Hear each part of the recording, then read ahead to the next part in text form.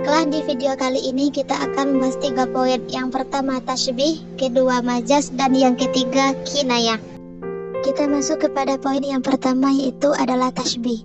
Tasybih menurut bahasa itu adalah tamtsil, yang artinya penyerupaan atau perumpamaan. Sedangkan menurut istilah, bayanun an syai'an aw asya'a syarakat ghairaha fi sifatin aw aktsarin bi adatin hiyal kafu aw nahwa malfuzatan aw malhuzatan. Rukun tasybih ada 4, yaitu musyabbah, yaitu sesuatu yang diserupakan. Yang kedua musyabbah bi, sesuatu yang diserupakan dengannya. Yang ketiga ada tasybih, alat atau perantara tasybih. Yang keempat wajah syabah atau sifat yang menjadi letak kesamaan.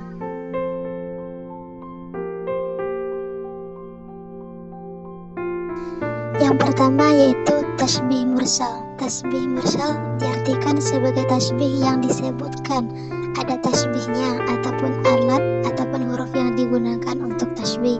Contohnya seperti Ahmad kal asadi fi syaja'ah.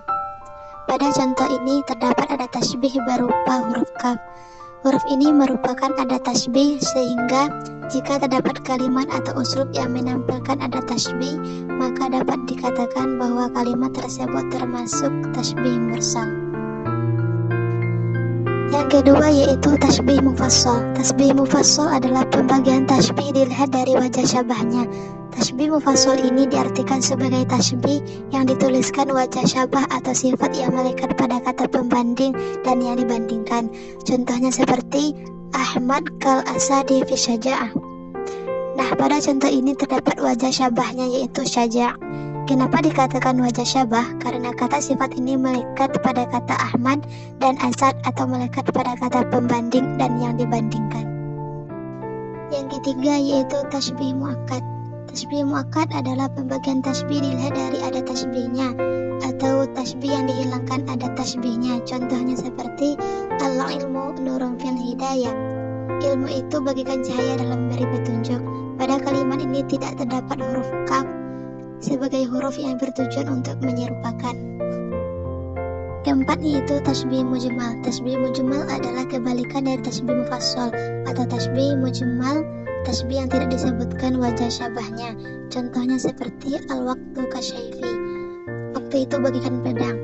Dalam kalimat ini tidak disebutkan wajah syabah atau sifat yang melekat kepada waktu maupun syaifu. Yang kelima yaitu tasybih balik. Tasybih balik adalah gabungan dari tasybih muakkad dan mujmal. Artinya tasybih yang tidak disebutkan ada tasybih dan wajah syabahnya. Contohnya seperti anta nurun fawqa nuri, engkau bagikan cahaya di atas cahaya. Pada contoh di atas tidak disebutkan ada tasybih atau huruf untuk membandingkan, dan tidak pula disebutkan wajah syabah atau sifat yang melekat pada kata nurun maupun anta. Nah, poin yang kedua yaitu majaz. Majaz berasal dari kata al-jawaz yang berarti melampaui. Sedangkan menurut Ibnu Qudamah, majaz merupakan lafaz yang menggunakan makna selain makna asalnya dengan metode yang sah. Kita masuk kepada macam-macam majaz. Yang pertama majaz isti'arah. Itu isti'aratu hiyal kalimatu mustaqbilatu fi ghairil mu'in alladhi wadu asli alaqatin musyabihatin ma'aqarinatin ma'ni'atin minal iradati li ma'na asli. Contohnya seperti ra'aitu as-sada yarmi, saya melihat singa itu melempar.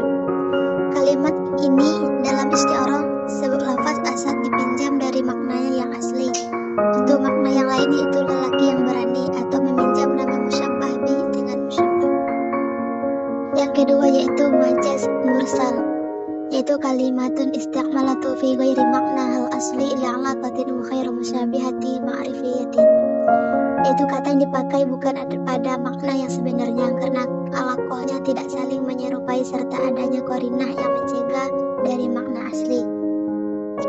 Yang ketiga yaitu majaz murakkab. Al-majazul murakkabu bil isti'arati tamtsilibiyati. Itu majaz yang ada pada kalimat bukan pada kata. Contohnya pada kalimat bagaikan pungguk merindukan bulan.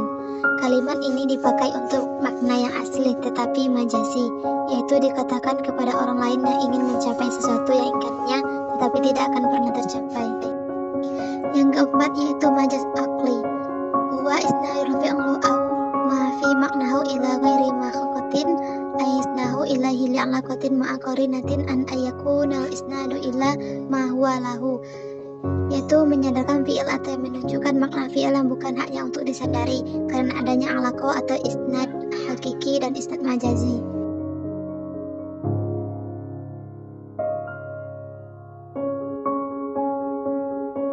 Kita masuk kepada pembahasan yang ketiga, yaitu kinayah. Kinayah fi lugatin an tatakallamu bi syai'in wa turidu ghairihi, yaitu lafaz untuk menunjukkan pengertian yang lain. Kinayah itu sindiran masdar dari kana yakunu atau kun yakun. Sedangkan menurut istilah wa maknahan istilahan itlaku wa arida bihi laziman maknahu hakiki ma'a qarinatin la tamna'u minal iradatil hadzal makna, yaitu lafaz yang diucapkan untuk maksud yang sebenarnya dengan qarinah dengan tidak keluar dari makna tersebut. Contohnya seperti Muhammadu tawilul khijadi, Muhammadu tawilul khijadi, Muhammad panjang tali pedangnya. Maka makna hakiki dari contoh kalimat ini adalah huwa anna nijadu Muhammad tawila, yaitu tali pedang si Muhammad panjang. Dalam contoh ini bukan makna hakiki yang diinginkan, tetapi makna yang dimaksud adalah anna Muhammadan tawilal qomah. Kita masuk kepada pembagian kinayah. Ditinjau dari segi makna yang dikehendakinya itu ada tiga. Yang pertama, kinayah tutalibu biha sifat, yaitu kinayah yang apabila makna yang kita kehendaki itu serupa dengan sifat. Misalnya tawilul khijadi, yaitu sifat bagi orang yang tinggi badannya. Yang kedua yaitu kinayah an mausufi, yaitu kinayah yang apabila makna yang dikehendaki itu mempunyai sifat. Contohnya seperti hum ibnun naili, yaitu mereka itu anak sungai Nil. Yang ketiga yaitu kinayatun nisbah, yaitu kinayah yang menghubungkan suatu sifat kepada seseorang. Jadi sifat itu tidak langsung kita ucapkan kepada orang yang kita kehendaki. Contoh, kita berkata kepada orang lain, tidak mau tahu dengan urusan orang, tidak peduli sesama. Khairun nas miyafa'un nas, sebaik-baik manusia adalah orang yang berguna bagi sesama. Maksud nisbah ini adalah jika kita tidak dapat memberi manfaat kepada orang lain, maka kita bukan orang yang baik.